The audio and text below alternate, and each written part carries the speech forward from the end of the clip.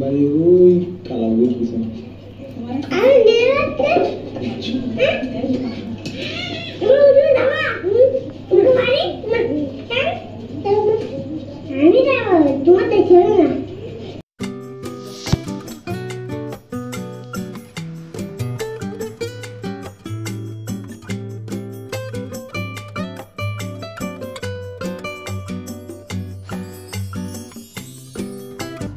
আপনারা তরুণরা যারা ছবি দেখেছেন, আমি আশা করি শুধু দেখে না গিয়ে একটু আলোচনা করেন।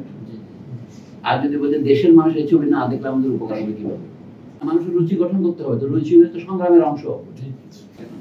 আমার মনে হলো যে এই ছবিটা আমি যেটা বলতে চাচ্ছিলাম, it is a subtle sustain critic of new liberalism. এই ইংল্যান্ডের সিদ্ধান্ত জলবায়ু পরিবর্তনের জন্য তারা দায়ী, কিন্তু তারা 1 পয়সা খরচ করবে না।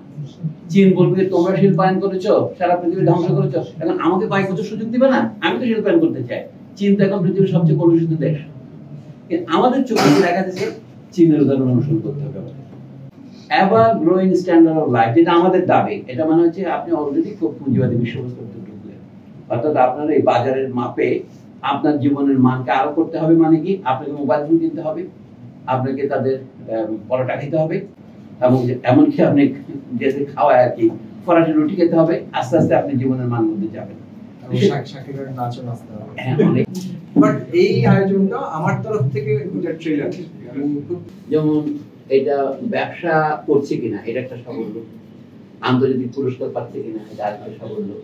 এটা বলে ক্রিটিক্যাল অ্যাপ্রিসিয়েশন, আন্তর্জাতিক পুরস্কারকে ধরে নিচ্ছি, কারণ বিদেশিরা বোঝে, আমরা বুঝি না। তো ওরা বুঝলে তো ভালো। আমাদের ছবি মূল্যায়নের পদ্ধতি কি? আমি প্রচলিত পদ্ধতি বলছি কি, আপনার বক্স অফিস হিট করেছেন কিনা। আর হলো দেশের অন্য চলচ্চিত্র যারা নির্মাতা তারা প্রভাবিত হচ্ছে কিনা। যেমন উনি তারেক মাসুদকে ছবিটা দেখাতে না পারে দুঃখ প্রকাশ করেছেন, তার চোখের পানি দেখতে পাচ্ছি না, বায়ু হয়ে গিয়েছে। এখন আমরা সাফল্য বলতে কি বুঝবো? আমার কথা হচ্ছে একটা ভালো ছবি বললে অনেক সময় ভালো কবিতাও লোকে বোঝে না, তাই বলে আমি কবিতা লিখবো না?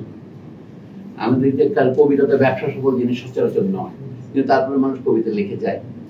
অনেক সময় এই এত বছর কষ্ট করে ছবি বানাচ্ছে, আর্কিটেক্টে পড়াশোনা করেছিল, ঢাকা শহরে বিল্ডিং না বানিয়ে ছবি বানাচ্ছে, মানে এটা গুরুত্বপূর্ণ ব্যাপার না? এরকম সফল ছবি কি করে বানানো যায় সেটা হচ্ছে একটা জিনিসের তো কোনো বিকল্প নাই। ইংরেজিতে যেটাকে বলে প্যাশন। আপনাদের ছবির জন্য প্যাশন থাকবে। আমাদের লেখাপড়া আনন্দদায়ক হয় না কেন? কারণ আমরা এইসব বিষয়ে পড়াশোনা করি যেগুলো আমার আব্বা আম্মা আমাকে পড়তে বলেছে, আমার প্রাণ থেকে আমি পড়ি না। অথবা আমার আরেকটা আব্বা আম্মা আছে, দি গ্রেট আদার, যে চাকরি করাতে পাওয়া যাবে, কোনগুলোর নাম করা যাবে, কোনগুলোর সমাজের লোক আমাকে চিনে, নানা ধরনের পুরস্কারের আশায় আমরা পড়াশোনা করি। আমরা বলছি যে ডাক্তারি পড়া ভালো। মোহন রাখান কবিতা লিখেছেন, আজকাল আত্মের সেবার জন্য কেউ আর ডাক্তারি পড়ে না। কিন্তু আমরা অনেক সময় মনে করতাম আমি আত্মের সেবার জন্য ডাক্তারি পড়ছি, এটা ইলিউশন।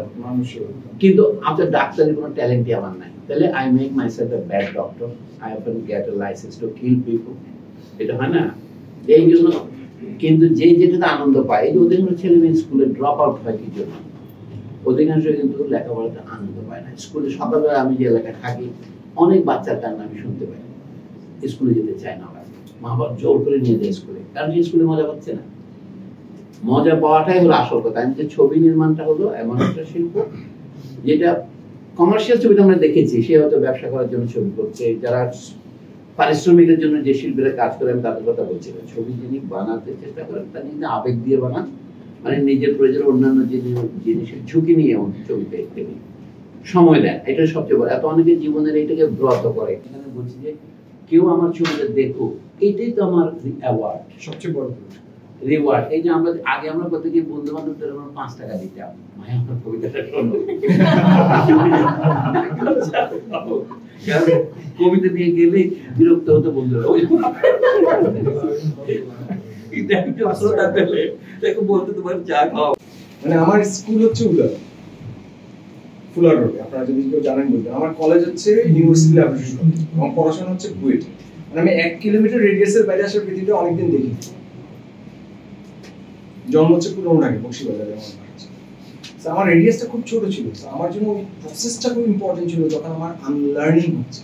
মানে সত্যি কথা বলতে কি, আমাদের একাডেমিক স্ট্রাকচারটা বা প্র্যাকটিসটার মধ্যে কিছু টপ ডাউন মেকানিজম আছে, যে মাস্টারমশাই আসবে, আপনাকে একটা লেসন দিবে এবং আপনি সেটা মুখস্থ করবেন, পরীক্ষা লিখে দেবেন, চলে যাবেন।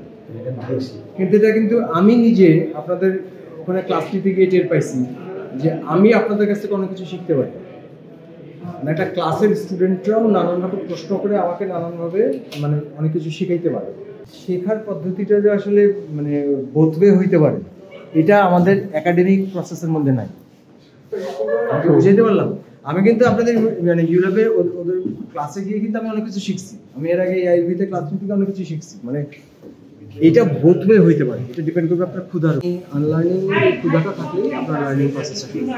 এটা আমাদের কালচারে নাই, কিন্তু এটা আমার বিশ্বাস আপনাদের জেনারেশনে থাকে।